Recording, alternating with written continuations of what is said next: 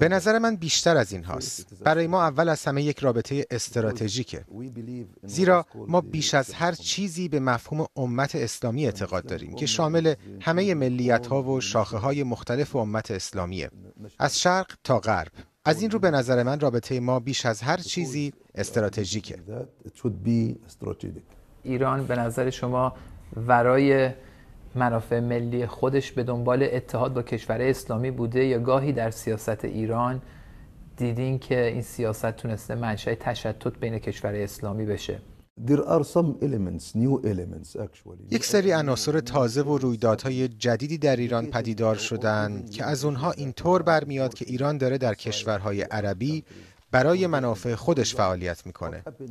مثلا اتفاقهایی که در یمن افتاد یا حمایت ایران از نوری مالکی، نخست وزیر پیشین عراق.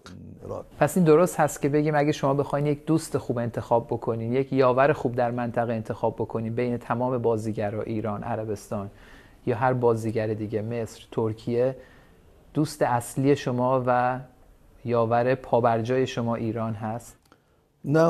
در حال حاضر بله، ولی سعی میکنیم که این چتر دوستی رو گسترش بدیم. از اونجایی که صحبت میکنید از این که باید همه اولویت رو به اتحاد امت اسلامی بدند، ازتون بپرسم که به هر حال در سوریه خیلی‌ها کشته شدن. فکر نمی‌کنین که یک ملاک اخلاقی ایجاب میکنه که شما در اون مورد بی‌طرفی رو کنار بذارید؟ در هر کشور یک رهبر باید خادم مردمش باشه. اگر مردم به خاطر محرومیت از حقوقشون در رنج هستن و برای احقاق حقوقشون شروع به مبارزه میکنن، این باعث خواهد شد که مایی که موضع بی‌طرفی داریم شرمنده بشیم. شما الگوی مبارزاتی خودتون رو خیلی جاها از حزب الله میگیرید. حزب الله وارد سوریه شده و دخالت کرده در اون، راجع به اون چی میگید؟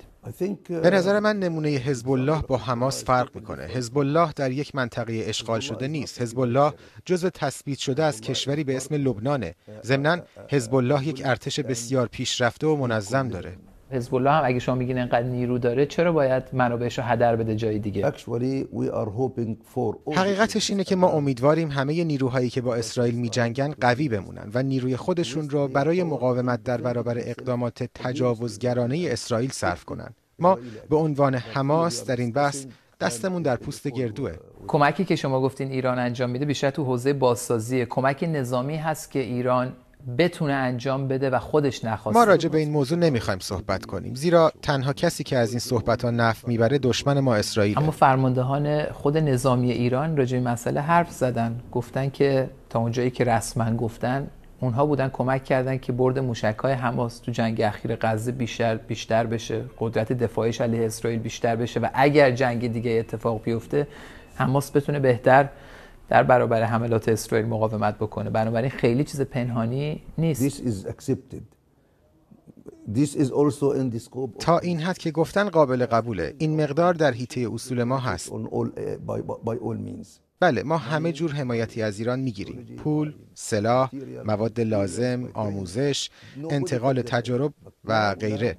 این قابل انکار نیست. اما در حال حاضر باید ببینیم چطور میتونیم از این شرایط منطقه‌ای نامطلوب نهایت استفاده رو ببریم که از حماس حمایت بشه بدون اینکه بخوایم وارد جزئیات فنی بشیم. میتونم از شما بپرسم قلباً آیا فکر میکنید که ایران اگه به سلاح هسته‌ای مجهز بشه این برای مقاومت حماس خوبه یا بده؟ برای منطقه خوبه یا بده؟ برای دنیا خوبه یا بده؟ اسرائیل سلاح هسته‌ای داره. آمریکا سلاح هسته‌ای داره. خیلی از کشورهای غربی سلاح هسته‌ای دارن. هند سلاح هسته‌ای داره. پاکستان سلاح هسته‌ای داره. چرا ایران نداشته باشه؟ کدوم سیاستمدار ایرانی رو بیشتر از همه حامی حماس دیدین، حامی مقاومت فلسطین دیدین؟ من فکر می‌کنم تا الان همه شخصیت‌های حکومتی ایران با مسئله فلسطین همدردی دارند، مخصوصاً مقاومت فلسطین. ما بعد از انتخابات اخیر ریاست جمهوری ایران با رهبران سیاسی و نظامی ایرانی تماس گرفتیم و اونها خیلی قاطعانه به ما گفتند که هیچ تغییری در سیاست ایران نسبت به مسئله فلسطینی به وجود نخواهد آمد. آقای خامنه‌ای چند وقت پیش، همین اخیراً، هر هفته چند بار تکرار کرده که کرانه باختری هم باید مسلح بشه و با اسرائیل بجنگه. حرف ایشون یک حرف اصولی بود، اینکه ما حق داریم مسلح بشیم و مسلح بمونیم. من نگاه میکنم در شهر غزه شریعت اونجوری برقرار نیست اونجوری که در ایران هست. خیلی از قوانین شریعت ندارن. از مثلا حجاب شروع بکنیم که در ایران اجباریه ولی در اینجا اختیاریه.